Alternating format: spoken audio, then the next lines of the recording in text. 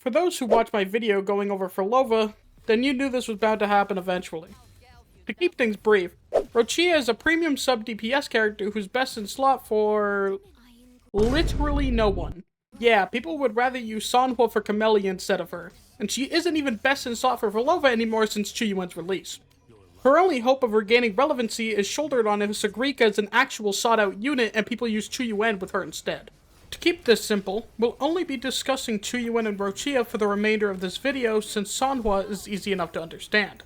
That, and so I can focus on their main synergy with Furlova. To start things off, Roccia already lost a point before even entering the battlefield since she is one of the worst characters to build in the entire game. To clarify, if you don't have her signature, then your best choice of weapon is Pulsation Bracers for the raw stats, which is pretty much on par with Emerald of Genesis, except for the fact you lose out on a bit of ER. Even if you have her signature, then it can already be considered mid compared to Qiuyuan's due to the fact it doesn't grant additional buffs to the rest of the team like his does. Of course, that wouldn't be enough of a reason as to why the building experience for Roccia feels so terrible. You see, both Roccia and Qiuyuan have unique buffs that scale based on their crit rate. In order to get the full effects of each buff, you'll need to get 70% crit rate for Roccia, while Qiuyuan only needs 65%. I know. A 5% difference doesn't seem like that much.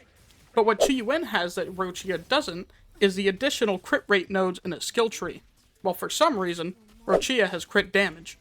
Meaning you either sacrifice your sanity, making a proper build for her, or biting the bullet and slapping on a crit rate forecast.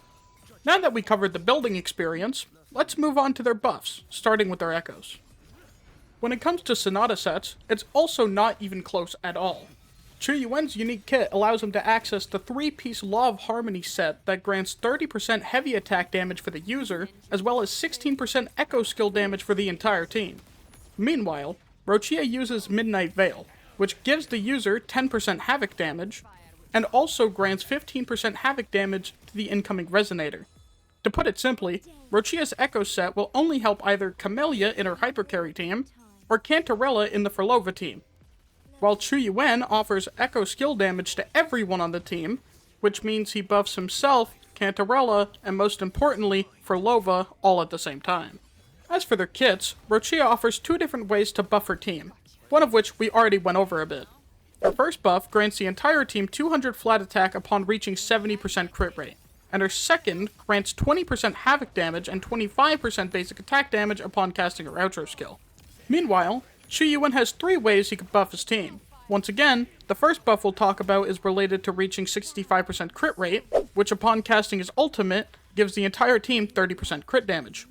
His second buff grants the entire team 30% echo skill damage once his forte reaches 400 points, which is easily accessible after using his intro skill.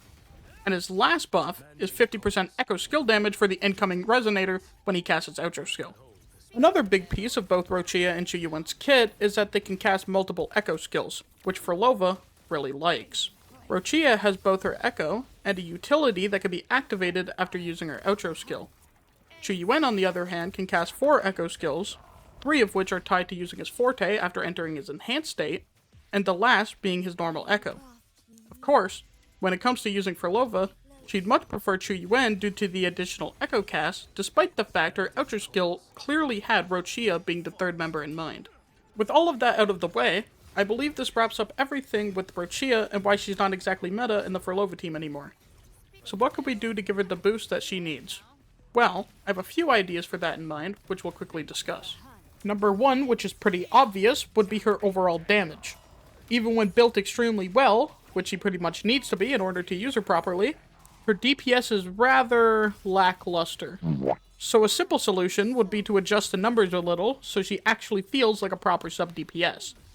No, I'm not asking for Roccia to power creep other sub DPSs damage-wise. There's other sub DPSs like Yinlin who also suffer from being undertuned like she is. It took a while for Kuro Games to find the sweet spot, but I think it's fair to say that they finally did with the release of Bran.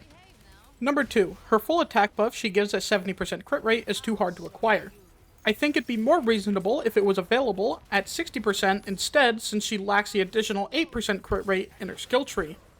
And then maybe the building experience wouldn't feel so miserable and will stop you from doing something in Minecraft.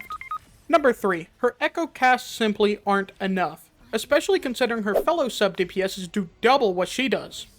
How can we fix that? I believe it should be similar to Qiuyuan. After obtaining all 3 stacks of her forte, each of her enhanced jump attacks should be considered a unique echo cast, meaning she'll be able to contribute 5 total echo casts instead. In case 5 is too much, then it could be that she must use all 3 stacks of her forte, and the last would be considered an echo cast, and a 4th could be done by using her ultimate. Not only would that make her more viable for Lova, but she'd be able to access the Law of Harmony set and further buff her team and herself. And for number 4, whether it's upon using her ultimate or reaching a specific threshold in her forte, Roccia should grant a team buff similar to Qiuyuan. I don't think it should be an echo skill damage buff, since Qiuyuan already does that, but something like attack percent or basic attack damage to help give her that additional push. Now me personally, I think basic attack damage would be best for her, since it'll help both Lova, Cantarella, and Camellia. And Camellia definitely needs the help. And with that, I believe that's all of the wishes I have for Roccia. For those that stayed to this point, how would you feel about having these changes added to the game? Most importantly, what would you do to give Roccia the proper buff she deserves?